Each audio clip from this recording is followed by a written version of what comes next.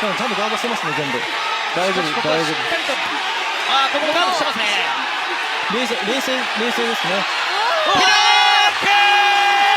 そのまま倒れた。倒れたら危ないな。後頭部から倒れました。 James Hunt for the untouchable true school sports. Let's go, baby. Bow! Be careful what you wish for because it can become a reality.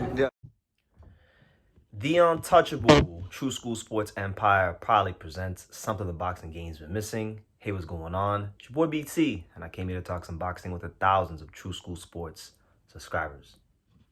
All right, so we're going to continue the long tradition here on True School Sports of covering Japanese boxing from the American perspective in English, because I don't speak Japanese yet. So we'll keep bringing something new to YouTube that's really not there on any other channel on this level. And that's the next Japanese fighter we're going to talk about is a guy that I recently just got put onto.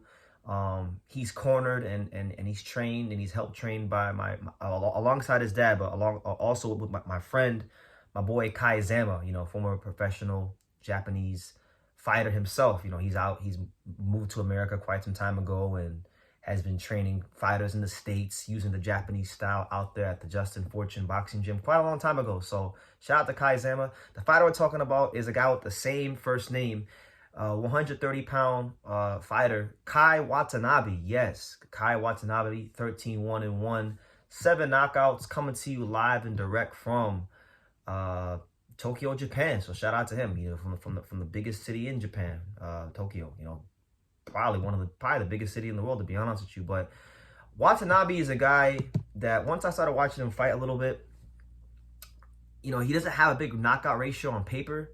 He's got a big, long, rangy frame. He's a super featherweight, so he's a 130-pounder. So he's not fighting in the weight classes that Japanese fighters tend to dominate. He's fighting at, you know, a weight class that I would say is a little more mainstream than, let's say, flyweight or minimum weight or bantamweight. You know, people know fighters in America from 130. So this could be a guy that in the near future breaks the top 15 and I think goes ahead and becomes a factor in the division because right now, as it stands, you know, he's not ranked anywhere, but he did win the WBO Asia Pacific title, which generally gets you ranked in the top 15. He's not currently ranked in the top 15, which is a bit odd because normally when you win that title, you do get ranked in the top 15. So we'll see if he wins his next fight, we'll see how it goes for him. His next fight is supposed to be on the Naoya Inoue undercard against Sam Goodman on Christmas, and he's slated to take on none other than 14-2 fighter by the name of Tsubasa Nadi. So we'll see how it goes for him there. You know, when I watched him, long rangy frame, and he's got some power in that right hand. I mean, if you're a longer, rangier fighter, skinny guy with a long rangy, you know, frame dimensions, generally speaking, you know, you always want to get extension on your punches. You want to be able to fully extend, because if you can fully extend the right hand or turn the left hook, you can generate a lot of power and knock guys out. And you know, from a couple of highlights and fights that I could find of him on YouTube or Instagram, it looks like as he's maturing and getting better, that's what he's getting better at, is just knowing his punching range, or as Sugar Hill Stewart always used to say in the gym, his punching power range, knowing where to be when you load up on your punches. So yeah, as far as his career, he won the Rookie of the Year tournament in 2022, which, for those of you who don't know, in Japan, the Rookie of the Year tournament is one of the most prestigious things you can win. It's one of those things where, like, early in a Japanese fighter's career, they will get matched. It's normally like fighters with 10 fights or less.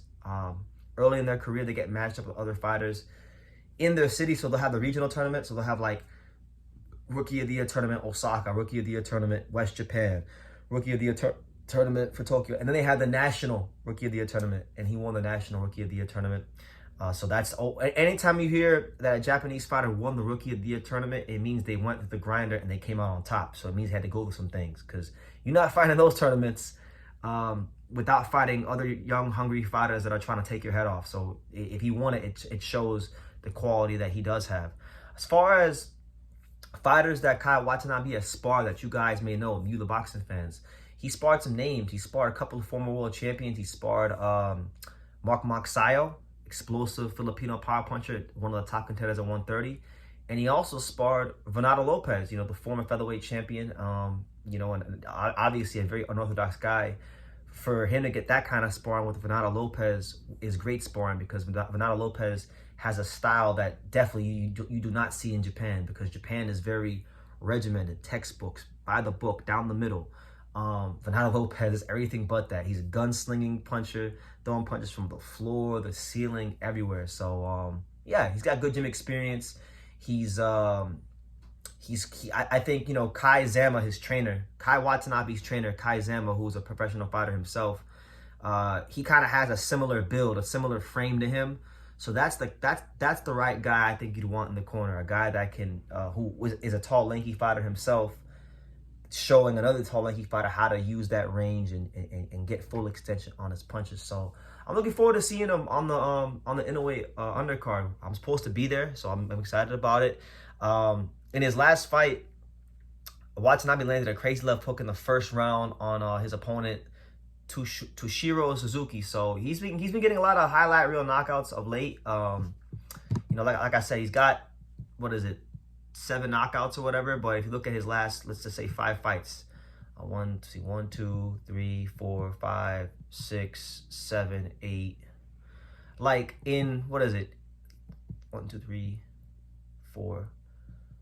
Like he only has 7 knockouts in 15 fights, but 5 of those 7 knockouts have come in his last 8 fights. So what that tells me is that he's learning and maturing and getting better as he continues to get experience in the pro ranks. And he's only 22 years old, so that's crazy. He's only 22 years old. He's got 15 fights. They move these Japanese fighters quick, regardless of the weight class. So yeah, look out for him on the Inoue card. This could be a fighter that, if he wins this fight, breaks the top 15 and going into 2025 becomes a relevant player in the super featherweight division in 2025. So yeah, Kai Watanabe, very exciting fighter, very interesting prospect. Look out for him. Thank you for watching another video on the untouchable True School Sports Empire. For more great boxing content just like this, make sure you guys click right over here. Keep watching my boy BT put on the best interviews out here.